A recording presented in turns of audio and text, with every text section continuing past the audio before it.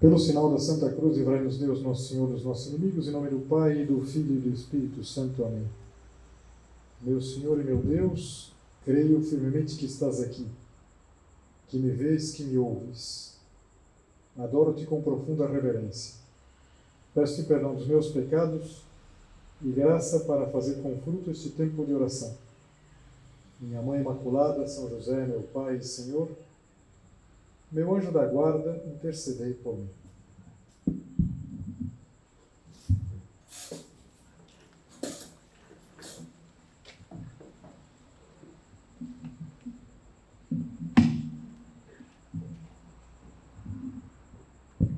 No Evangelho do próximo domingo, que é o 11º domingo do tempo comum, São Mateus ele conta o momento em que Jesus escolheu os 12 apóstolos. Jesus escolheu 12. Normalmente, o mestre não tinha tantos discípulos.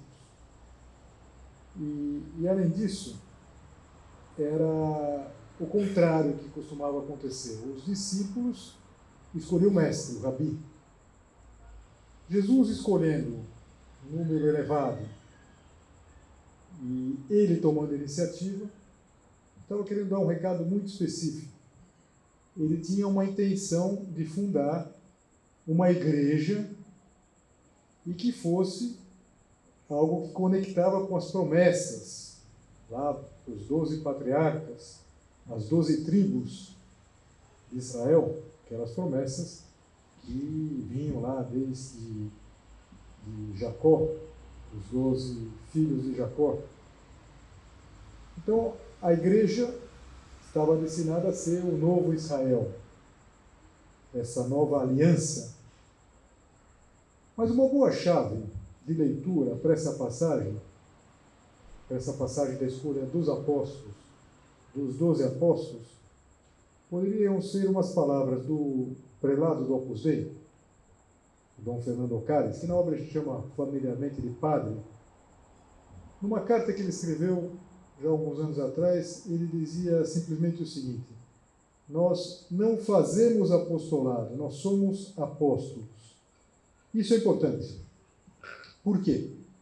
Porque tudo aquilo que nós vamos ouvir no Evangelho, eu vou ler agora o Evangelho da missa do próximo domingo, é uma coisa que nos diz respeito. Então vamos ouvir o que se conta no capítulo 9 de São Mateus, que você vai ouvir depois na Santa Missa do domingo. Naquele tempo, vendo Jesus as multidões, compadeceu-se delas, porque estavam cansadas e abatidas, como ovelhas que não têm pastor. Que figura tão clara, na verdade. E a gente poderia pensar, que figura atual também. Quanta desorientação, quanta gente que não tem um ponto de referência, que não tem a quem seguir. Então disse Jesus aos discípulos: a messe é grande, mas os trabalhadores são poucos. Pedi, pois, ao dono da messe que envie trabalhadores para a sua colheita. Jesus chamou os 12 discípulos e deu-lhes poder para expulsarem os espíritos maus e para curarem todo tipo de doença e enfermidade. E, em seguida, enumera os 12, começando por Pedro e terminando por Judas, que depois foi o traidor. Mas a gente poderia se perguntar exatamente o que significa ser apóstolo. Nós não fazemos apostolado, nós somos apóstolos.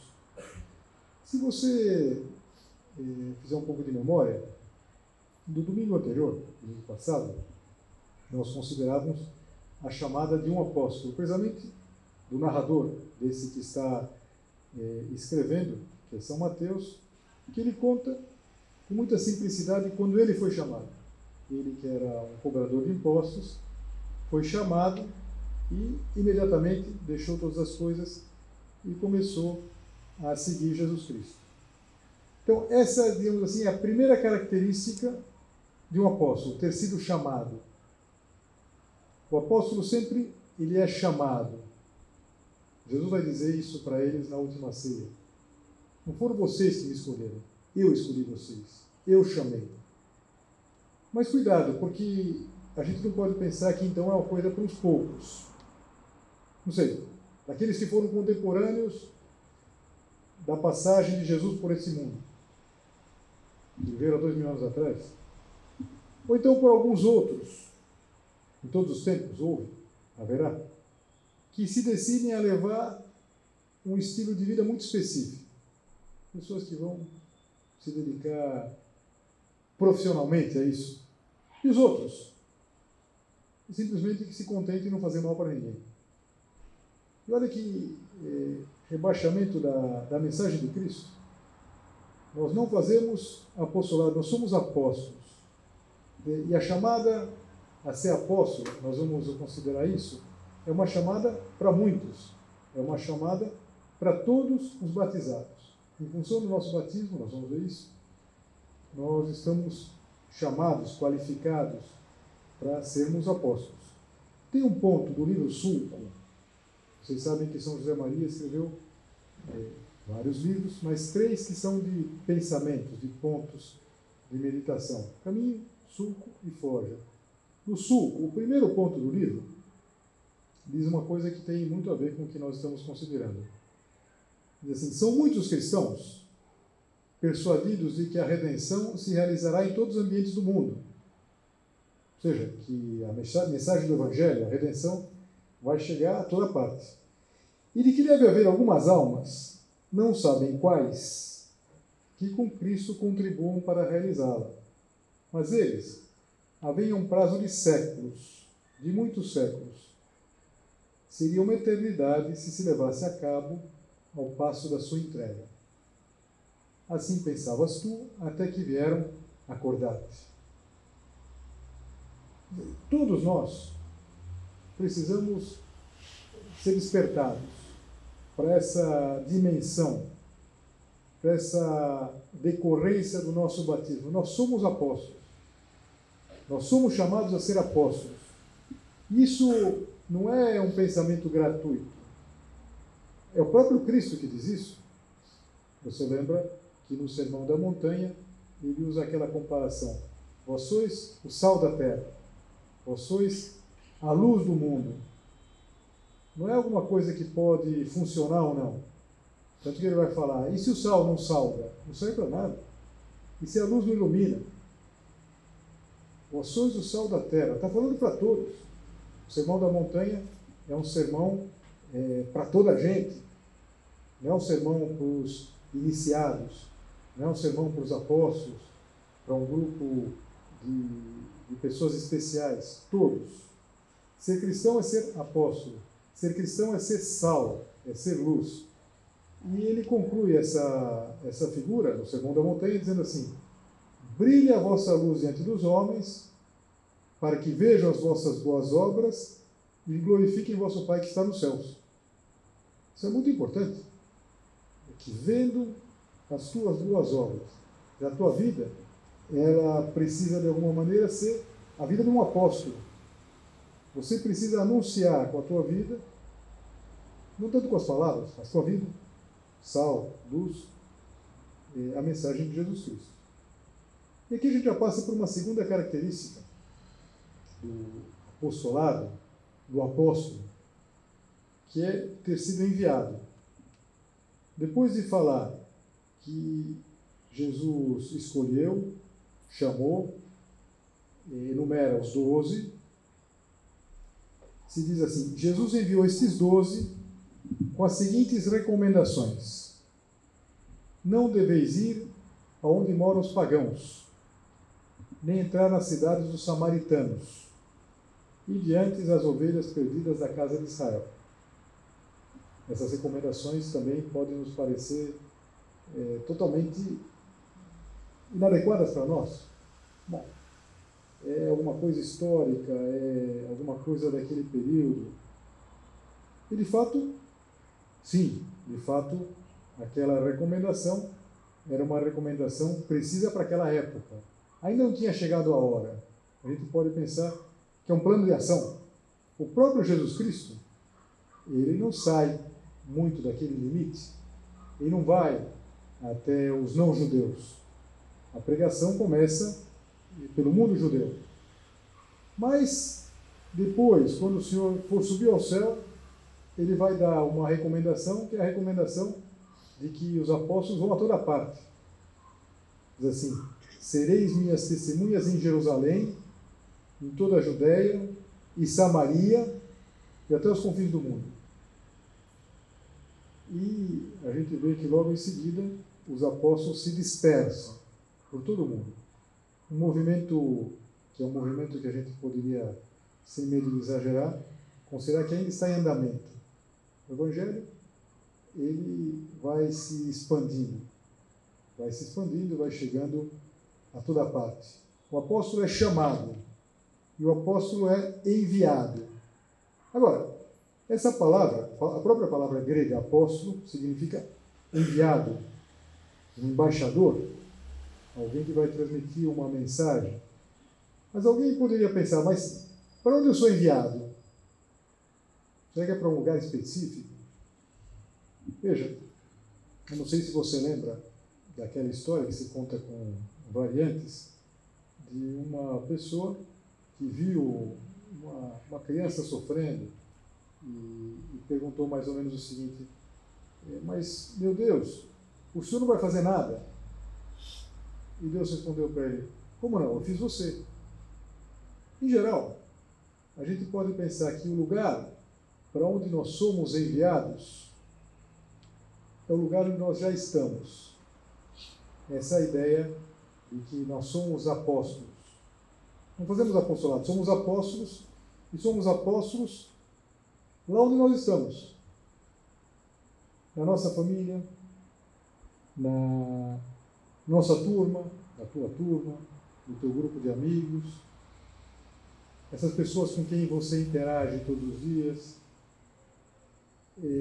Em geral, ser enviado, que é a segunda característica do apóstolo, o apóstolo é chamado e enviado, não significa mudar de lugar, mas significa mudar de postura.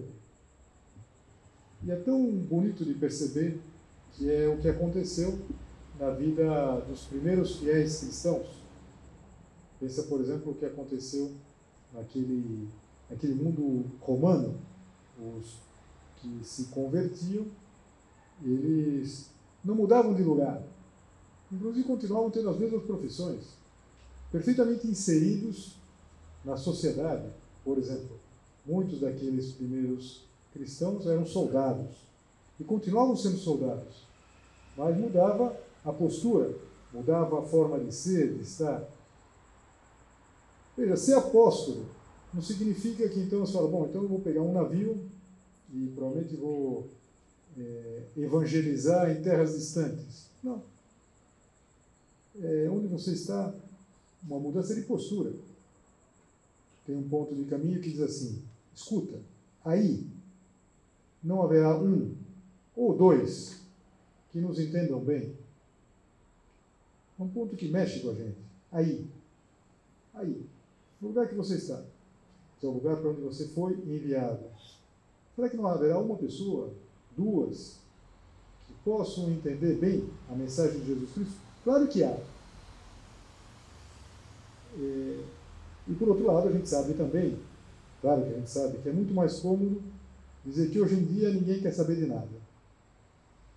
Bom, hoje em dia ninguém quer saber de nada, hoje em dia as pessoas não querem saber de Deus, talvez antigamente, e então, depende da visão. O Senhor dizia para eles: a messe é grande. A messe é grande significa há muito o que fazer. Se fosse o caso, que não é o caso, pelo menos no nosso país, não é o caso daqui de Fortaleza, e que as pessoas não estivessem interessadas, talvez isso mesmo estivesse dizendo que há muito o que fazer.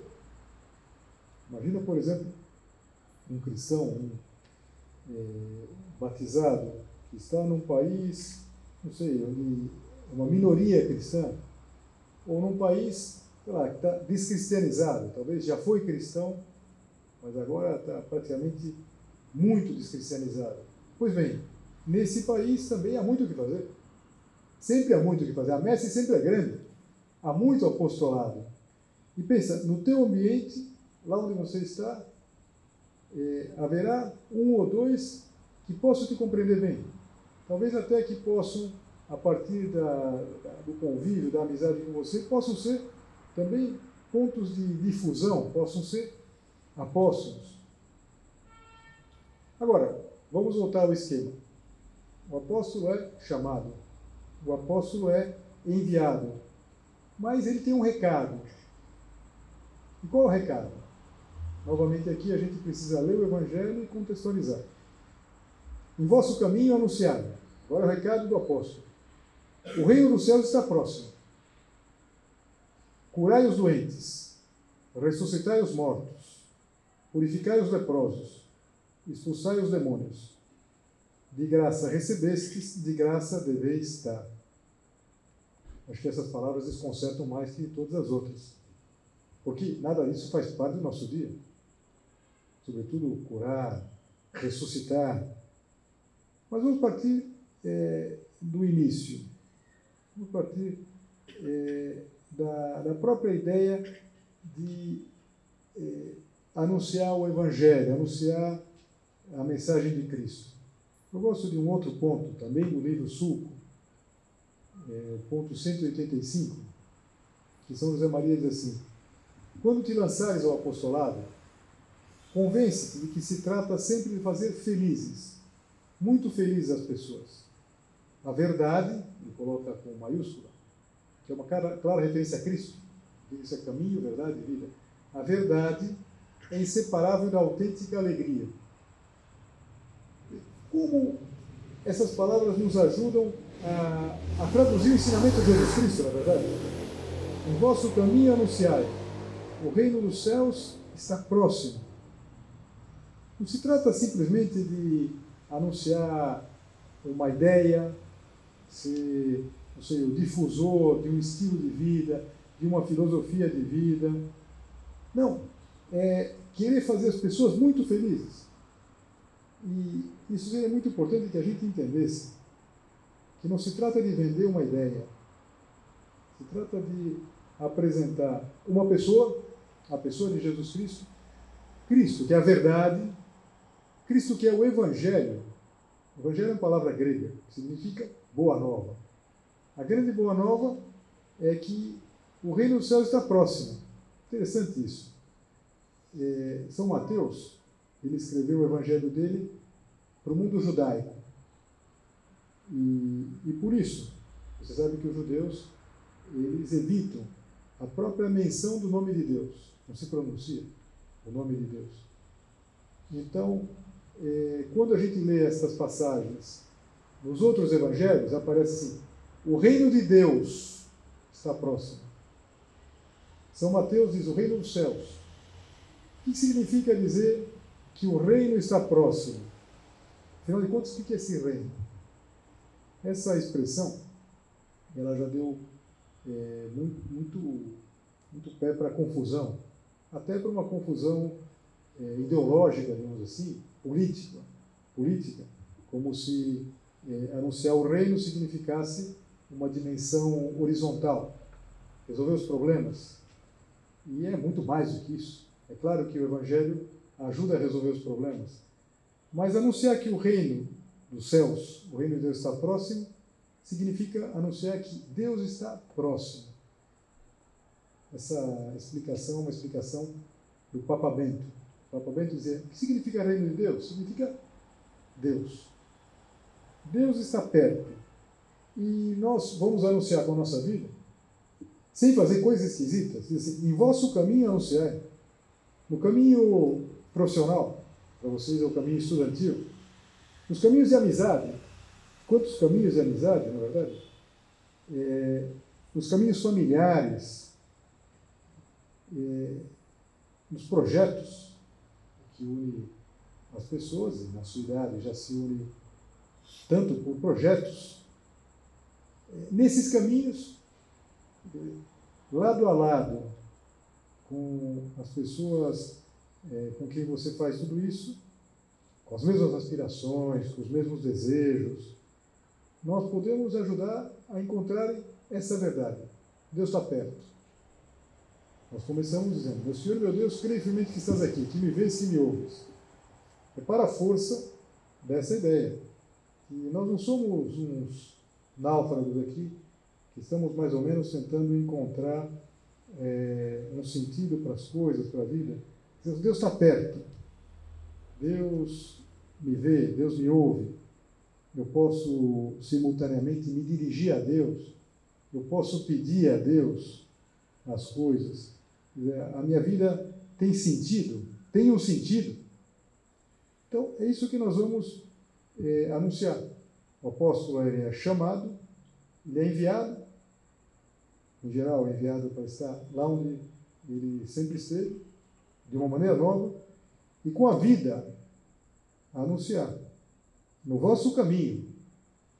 Veja, a boa nova do Evangelho, ela se faz através de uma vida coerente.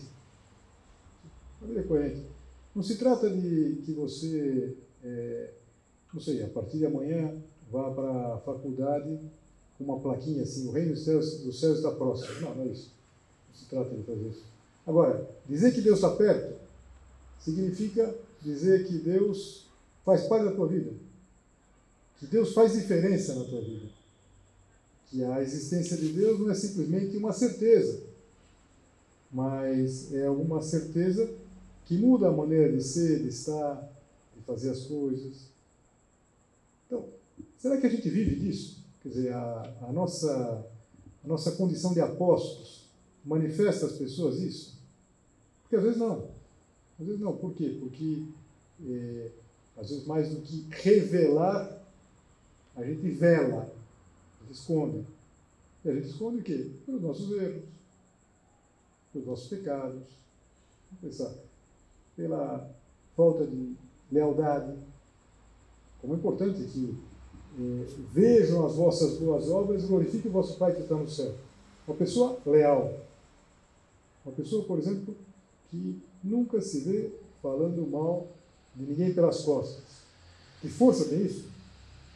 Uma pessoa que é responsável e dá conta daquilo que se pede, cumpre o pequeno dever de cada momento, faz o que deve estar no que faz. São José Maria, vocês sabem que resumia a santidade nisso: faz o que deve estar no que faz. Esse é o exemplo. E claro, preparado por esse exemplo, por essa luz, por esse sol, as coisas que depois se fala, as coisas que se transmitem, tem uma força tremenda. E aqui talvez que a gente deveria entender essas expressões: curai os doentes, ressuscitai os mortos, purificai os leprosos, expulsai os demônios. E todas essas coisas, elas estão muito além da nossa capacidade. E como que eu vou, por exemplo, curar um doente?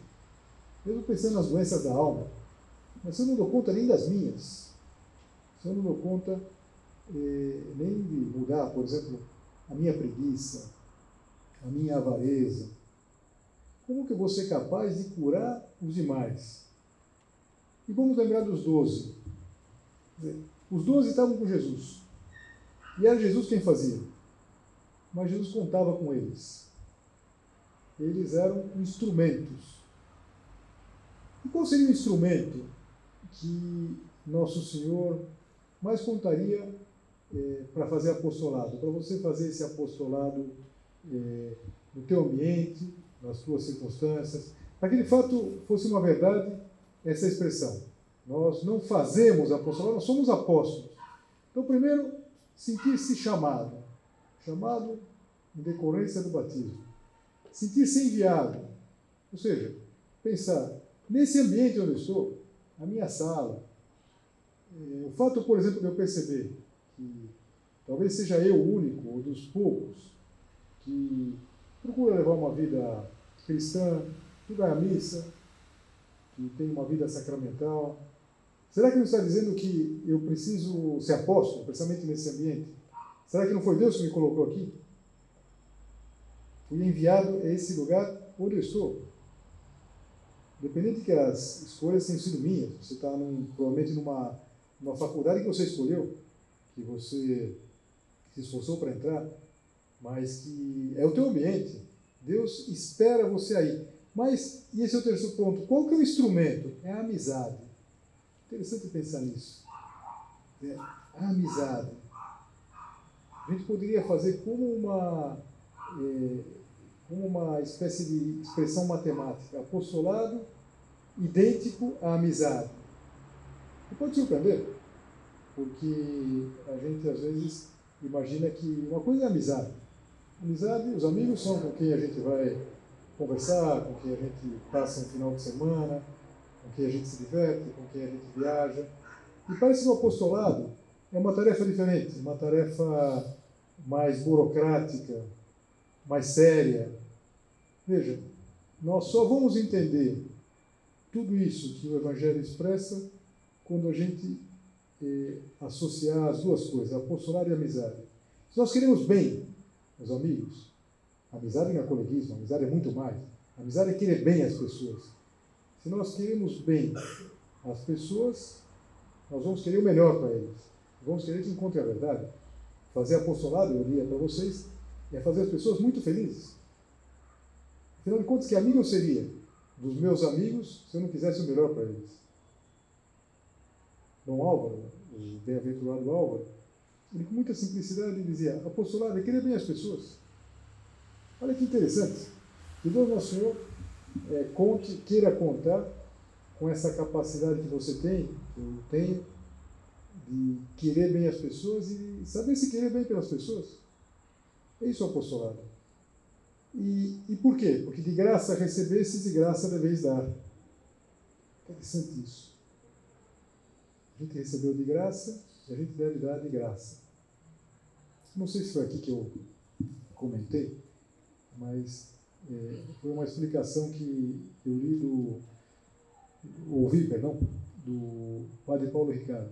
O padre Paulo Ricardo contava que às vezes ele imagina, achei interessante, nunca tinha pensado dessa forma, ele imagina daqui a 200 anos uma criança de Cuiabá, ele trabalha em Cuiabá, você sabe, uma criança de Cuiabá que estivesse passando no cemitério e visse o túmulo dele. E ele diz que ele imagina uma criança que está aprendendo a ler e que de repente fosse lá, como as crianças pequenas, com Padre Paulo Ricardo, então, e perguntasse, pai, o pai que estava lá, quem é esse padre? E ele diz assim, olha, o pai daqui a 200 anos ia dizer, minha filha, não sei. Meu filho, não sei. Era um padre aí, morreu aí no século XXI. Mas ele dizia, mas veja, essa menina, esse menino, ele só tem a fé porque eu fui apóstolo. E ele dizia isso não só pela qualidade, pela claridade com que ele explica as coisas, com o bem que ele faz, mas isso vale, ele falava também para os que estão atrás. E ele falava, bom, eu estou só aqui porque 200 anos atrás havia gente que era um cristão coerente, que explicava as coisas, que era fiel. Essa continuidade na história da igreja, por isso que eu dizia para vocês que a partir do momento que Nosso Senhor diz, ide por todo mundo, pregai o Evangelho, e dizia para os apóstolos, que nós somos apóstolos, e começa um movimento que vai se expandindo. E daqui a 200 anos, todos nós já vamos ter passado, muita coisa depende da nossa atitude agora, que nós sejamos apóstolos. A messe é grande, mas os trabalhadores são poucos. Pedi, pois, ao dono da messe que envie trabalhadores para a sua colheita. Que responsabilidade, na verdade, que responsabilidade que nós sejamos coerentes, que nós sejamos apóstolos. Nós estamos chamados, enviados, e que a gente saiba dar essa mensagem, a mensagem de coerência, de vida cristã, compatível com uma vida comum, uma vida normal. Porque não se trata de fazer nada diferente. Se trata, assim, de ir por esses caminhos, pelo caminho anunciado, pelo caminho da amizade, que vejo que Deus está perto, que Deus está na tua vida, sem fazer nada de estranho, nada de esquisito, Sermos apóstolos no meio do mundo. Não fazemos apostolado, somos apóstolos. Então, vamos pedir a Nossa Senhora, ela é Rainha dos Apóstolos, que todos nós sejamos muito vibrantes, que nós nos compenetremos, que ouvir o Evangelho desse próximo domingo nos mostre a transcendência de que você e eu sejamos fiéis depende de coisas muito grandes. Deus vai mandar muitos braços, agora, depois, mas nós precisamos ser apóstolos agora. E o que é ser apóstolo? É fazer feliz as pessoas. E melhor, nós seremos felizes e faremos felizes as pessoas. Então é um projeto muito claro, muito específico, e ao mesmo tempo muito, muito positivo, que vale a pena dar a vida por isso, vale a pena a gente se entregar de verdade, sabendo que Deus Nosso Senhor, que evidentemente poderia fazer todas as coisas sozinho, quis contar com você e comigo, quis contar com cada um de nós como verdadeiros apóstolos. Dou-te graças, meu Deus, pelos bons propósitos, afetos e inspirações que me comunicaste nesta meditação. Peço-te ajuda para os pôr em prática. Minha Mãe Imaculada, São José, meu Pai e Senhor, meu anjo da guarda, intercedei por mim.